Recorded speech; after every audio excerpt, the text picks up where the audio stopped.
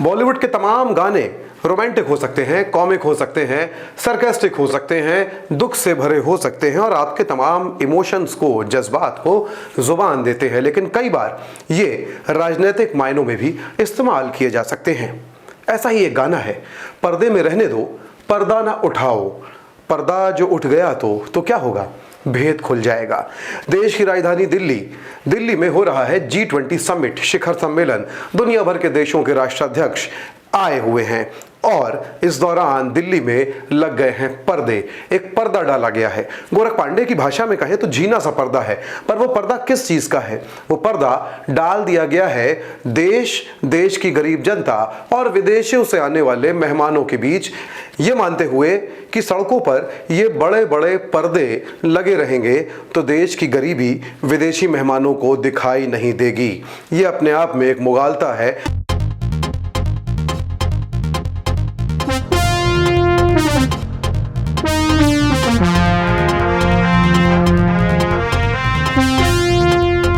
नमस्कार, मैं हूं मयंक और आप देख रहे हैं TCH द क्रेडिबल हिस्ट्री पे मेरा शो मयंक की बात। आज बात पर्दे की, पर्दे के पीछे की कहानी की, पर्दे के आगे के नाटक या प्रहसन की जो खेला जा रहा है, यानी कि नेपथ्य की बात, रंगमंच की बात, किरदारों की बात, डायरेक्टर्स की बात और दर्शकों की बात, जिनमें से कुछ दर्शक तालियां बजा रहे हैं और कुछ ये सोच रहे हैं कि नेपथ्य में जो अभिनेता बैठा है, क्या उसको इस नाटक को खेलने के लिए कोई फीस, कोई पैसा मिलेगा, उसका घर चलेगा कि नहीं चलेगा, वो रात को भूखा सोएगा, उसके बच्चे को दूध मिलेगा कि नहीं, उसके माता पिता को दवाइयाँ मिलेंगी कि नहीं, और उसकी पत्नी राशन और गैस की किल्लत से झुंझलाकर रसोई में ऐसे ही सरपटकती रहेगी।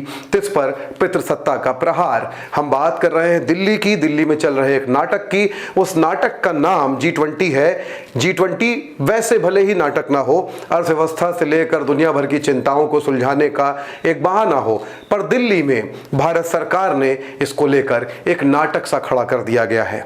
भारत सरकार चाहती है कि देश के आम लोग, गरीब, नौकरी पेशा लोग, दिहाड़ी मजदूर, वो दिल्ली की उन सड़कों पर दिखाई भी ना दें जहां ये विदेशी मेहमान आने वाले हैं। और सरकार ये मान लेती है कि सिर्फ चूंकि इस 3 दिन यानी कि 8, 9 और 10 सितंबर 2023 को वो दिल्ली की उन सड़कों पे दिखाई नहीं देंगे जहां अमेरिका से लेकर तमाम देशों के राष्ट्रपति, उनके अधिकारी, उनके काफिले और सुरक्षाकर्मी गुजरेंगे, वहां पर ये गरीब दिखाई नहीं देंगे, तो इससे दुनिया भर मान लेगी कि भारत से गरीबी खत्म हो गई है। ये बहुत दिलचस्प है। हम दिल्ली की सड़कों पे जब निकले, हम तमाम लोगों ने देखा कि बड़े बड़े हरे पर्दे लगा दिए गए हैं। मेरे पीछे जो बैकड्रॉप आप देख रहे हैं वो भी दरअसल एक हरे पर्दे पर ही शूट किया गया है।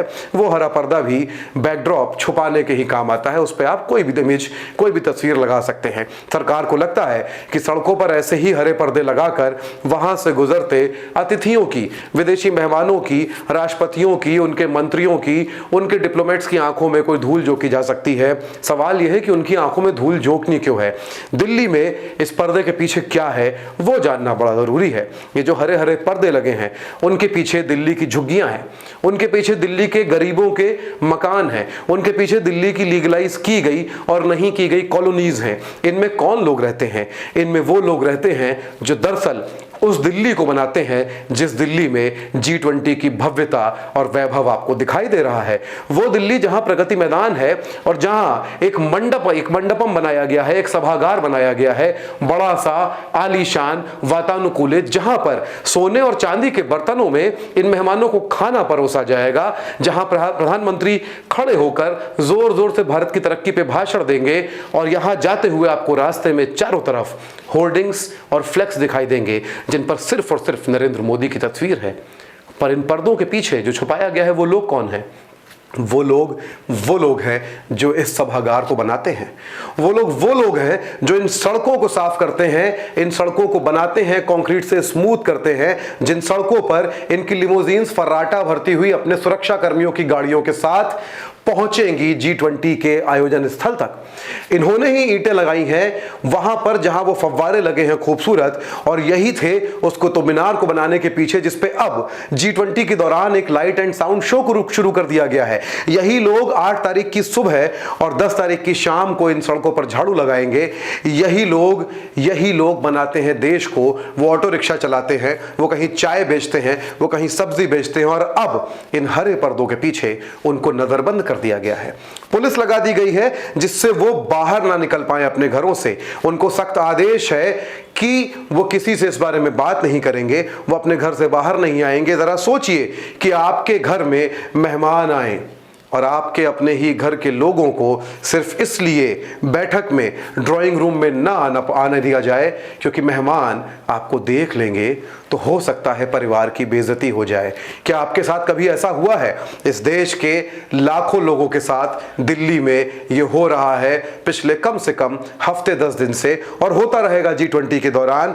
मजे की बात क्या है कि अब ये लोग सिर्फ इस बात पे खुश हैं कि इनकी बस्तियों पर सरकार ने बुलडोजर नहीं चला दिया, कम से कम हरा पर्दा लगाकर छिपा दिया गया। अब आती है इसके विपक्ष में बात। कई लोग कहते हैं कि 2010 में कॉमनवेल्थ खेलों के दौरान भी यही हुआ था। बिल्कुल सही बात है, ये हुआ होगा, पर क्या तब इस पर मीडिया चुप था?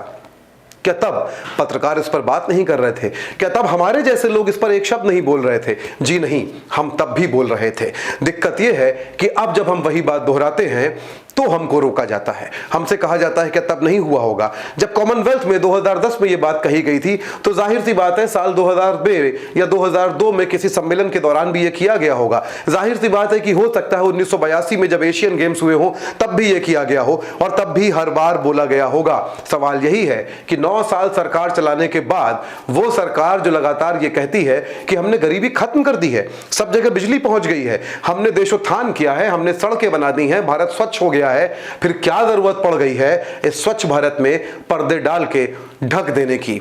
पिछले कुछ दिनों से लगातार इंडिया बनाम भारत की बहस चल रही है। तो हां, यह जरूर है कि ये जो हरे पर्दे हैं ये भारत को इंडिया से अलग कर देते हैं, क्योंकि इस एक देश में 2 देश रहते हैं। एक इंडिया है जहां G20 के मेहमान आएंगे, सोने चांदी के बर्तनों में पकवान खाएंगे, अंग्रेजी में भाषण होंगे, महंगे महंगे होटल्स में आलीशान स्वीट्स पे वो ठहरेंगे, उनकी सुरक्षा के लिए सुरक्षाकर्मी विदेशों से आएंगे, दिल्ली पुलिस से लेकर सारे सरकार के लोग उनकी आवभगत में जुटे रहेंगे, फर्राटेदार गाड़ियां दिल्ली की उन सड़कों पर दौड़ेंगी, मेट्रो स्टेशन से आपको बाहर नहीं निकलने दिया जाएगा।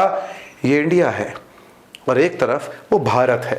वो भारत जहां उस हरे पर्दे के पीछे बजबजाती हुई नालियां हैं, जहां वहां पर गरीबी है, और वहां पर वो लोग रहते हैं जो 3 दिन, कम से कम 3 दिन अपनी दिहाड़ी नहीं कमा पाएंगे क्योंकि उनको दिल्ली की सड़कों पर निकलने नहीं दिया जाएगा। 8 तारीख को जब हम ये वीडियो रिकॉर्ड कर रहे हैं तो दिल्ली की सड़कें जैसे कि सुनसान हैं। तमाम मेट्रो स्टेशंस पे ट्रेन तो रुकती है, चलती है, पर आप वहां से निकल के बाहर नहीं जा सकते हैं। सोचिए वो तमाम ऑटो रिक्शा चालक, जिनकी संख्या हजारों में होगी, जो दिल्ली के इलाकों में ऑटो रिक्शा चला के अपनी दिहाड़ी कमाते हैं, वो कैसे 3 दिन काटेंगे? क्योंकि वो रोज कमाते हैं, रोज खाते हैं। कोई शख्स, वो लोग जो चाय बेचते होंगे, जो सड़क किनारे शायद समोसे या भेलपूरी या तमाम चीजों की रेहड़ियां लगाते होंगे, वो लोग जो मजदूरी करते हैं, रोज कमाते हैं, रोज खाते हैं, वो इन 3 दिनों का जीवन यापन कैसे करेंगे? आखिर इन 3 दिनों की भरपाई कौन करेगा? जाहिर सी बात है जब सरकार 3 दिनों के लिए इलाके बंद करती है, उनसे उनकी रोजी रोटी छीन लेती है, तो इसकी भरपाई किसे करनी होगी?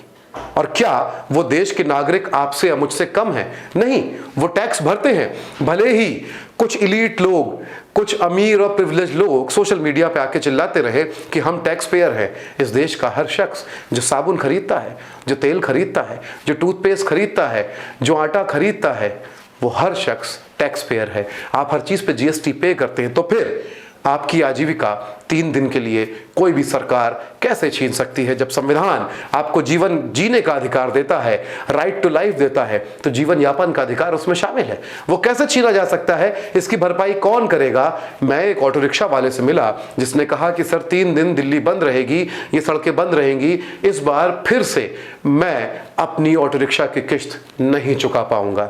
उसको आखिर क्या जवाब जो है वो दिया जा सकता है?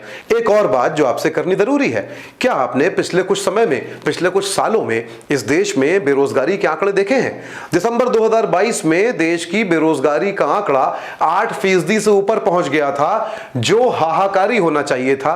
फिर भी इस पर कोई बात नहीं हुई। मोदी मीडिया चुप रहा, अखबार इस पे चुप रहे, हमारे जैसे कुछ लोग हल्ला मचाते रहे। फिर ये गिरा 7.5% के आसपास हो गया, लेकिन उसके बाद से फिर इसमें बढ़ोतरी जारी है और 8% के आसपास ये फिर पहुंच गया है। कभी आपने सोचा है कि इस तरह की बेरोजगारी वाले देश में 3 दिन के लिए देश की राजधानी आम लोगों के लिए बंद कर देना? क्या आपने कभी पता करने की कोशिश की कि दुनिया के उन तमाम देशों में जहां पे G20 इसके पहले हुआ है, क्या वहां भी ऐसा ही किया जाता है? क्या वहां भी महीनों से तैयारी चल रही होती है? यह सवाल मुझसे 2 रोज पहले किसी ने किया कि आप तो विदेश गए हैं, आपने कवर किए हैं इस तरह के इवेंट, क्या आपने बाहर कहीं ऐसा होता देखा? मेरा जवाब था, जी नहीं, ऐसा होता नहीं देखा। क्यों? क्योंकि वहां चीजें पहले से ठीक हैं और व्यवस्थित हैं। उनको किसी इवेंट के पहले अपने यहां सड़कें दोबारा से नहीं बनवानी पड़ती, क्योंकि वहां बड़े बड़े गड्ढे हों। उनको छुपाना नहीं होता है कि हमारे यहां स्लम्स हैं, क्योंकि दुनिया जानती है इस बात को। समझिएगा कि दिल्ली में अगर झुग्गियां हैं, दिल्ली में अगर गरीबी है, भारत में अगर गरीबी है, तो दुनिया भर के लोग इसको जानते होंगे। ऐसा नहीं संभव है कि जो बाइडेन, जो अमेरिका के राष्ट्रपति हैं, वो जब भारत आ रहे हैं तो उनको यह पता ही नहीं है कि दिल्ली में गरीब लोग भी रहते हैं। उनको यह जानकारी ही नहीं है, उन्होंने सपने में भी नहीं सोचा है कि दिल्ली में झुग्गियां भी होंगी। आखिर ऐसा कैसे हो सकता है? तो फिर यह नाटक किस लिए? तो फिर गरीबों को छुपाना किस लिए?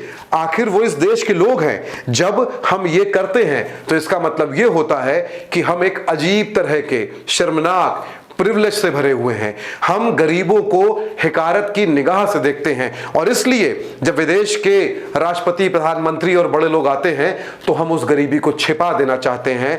अगर वाकई हम इस गरीबी पे शर्म महसूस करते होते तो हम उसको दूर करने के उपाय करते। हम इस देश को हिंदू और मुस्लिम के झगड़े में नहीं उलझा देते।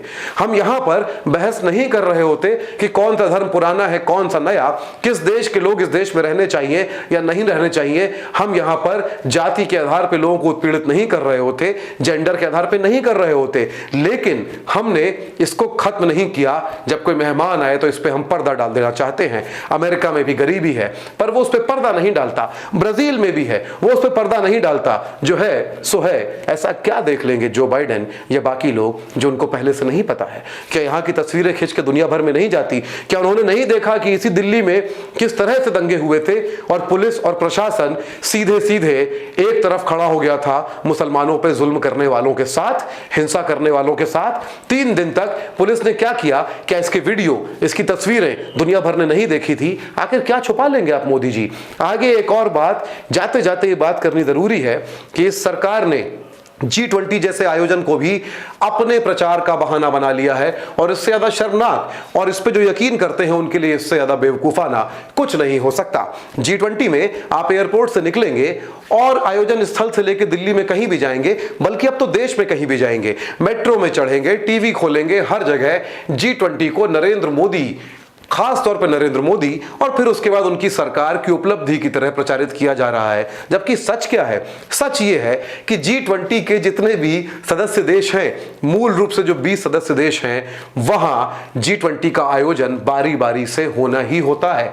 तो नरेंद्र मोदी प्रधानमंत्री होते या नहीं होते, केंद्र में एनडीए की भाजपा लेड सरकार होती या नहीं होती, G20 का आयोजन तब भी होता। नरेंद्र मोदी नहीं चाहते तब भी आयोजन होता, क्योंकि हर बार एक देश की बारी आती ही है। तो इसमें भी सरकार की कोई उपलब्धि नहीं है। सबसे महत्वपूर्ण बात, जिस वक्त देश में भयानक बेरोजगारी है, गरीबी है, हिंदू मुस्लिम के नाम पे हिंसा हो रही है, लोगों के पास खाने को नहीं है और करोड़ों लोगों को सरकार को मुफ्त का अनाज देना पड़ रहा है, ऐसे वक्त में इस वैभव को, इस विलासिता को और हजारों करोड़ के खर्च को प्रचार किया जाए उपलब्धि की तरह, तो क्या आप वाकई इस उपलब्धि मानेंगे? मुझे इससे फर्क नहीं पड़ता है कि मेरे परिवार का जो मुखिया है वो बाहर जाकर कितने लोगों को इंप्रेस कर पाता है। मुझे इससे भी फर्क नहीं पड़ता कि मेरे घर की छत पे वो कितनी बड़ी दावत का आयोजन लोगों के लिए कर देता है। मुझे फर्क इससे पड़ता है कि मेरे घर का मुखिया मेरे घर के बच्चों की स्कूल की फीस के लिए पैसे ला पाता है, दे पाता है कि नहीं। मुझे इससे फर्क पड़ता है कि बूढ़े माता पिता की सेवा या घर के सभी लोगों का ध्यान वो रख पाता है कि नहीं रख पाता। और जब तक वो ये नहीं करता है, उसकी रिश्तेदार, सड़क पे चलते लोग कितनी भी तारीफ करें, वो बाहर निकले तो कितने भी अच्छे कपड़े पहन कर जाए, रोज नए कुर्ते बदल के के जाए या फिर घर की छत पे या आंगन में वो बहुत बड़ी आलीशान पार्टी का आयोजन करे, मैं इस पे गर्व नहीं कर सकता अगर घर के अंदर के हालात ठीक नहीं है। नरेंद्र मोदी जी, ये आपके लिए है। घर के अंदर के हालात ठीक नहीं है, छत पे पार्टी करना, लॉन में लोगों को दावत देना, ये छोड़ दीजिए और ये मत बताइए कि विदेश जाके आपका कितना सम्मान होता है। घर में लोग भूखे हैं, बीमार हैं और उनके लिए आप कुछ नहीं कर रहे हैं। ऐसा मुखिया किसी परिवार को नहीं चाहिए होता। ऐसे मुखिया की किसी परिवार में इज्जत नहीं रह जाती। G20 के लिए शुभकामनाएं, शुभकामनाएं कि इससे देश की अर्थव्यवस्था बेहतर हो, गरीबों को कुछ मिले, लेकिन उन पर्दों पे लानत है जो इस देश के गरीबों के मुंह पर तालों की तरह जड़ दिए गए हैं। बहुत बहुत शुक्रिया द क्रेडिबल हिस्ट्री में मेरा ये एपिसोड देखने के लिए। फिर से मिलेंगे अगले हफ्ते एक और एपिसोड के साथ मयंक की बात में। द क्रेडिबल हिस्ट्री को सब्सक्राइब कर लीजिए, वीडियोस हमारे शेयर करते रहिए, लाइक करते रहिए और हाँ, अगर आप चाहें तो सुपर थैंक्स भी दे सकते हैं। बहुत शुक्रिया।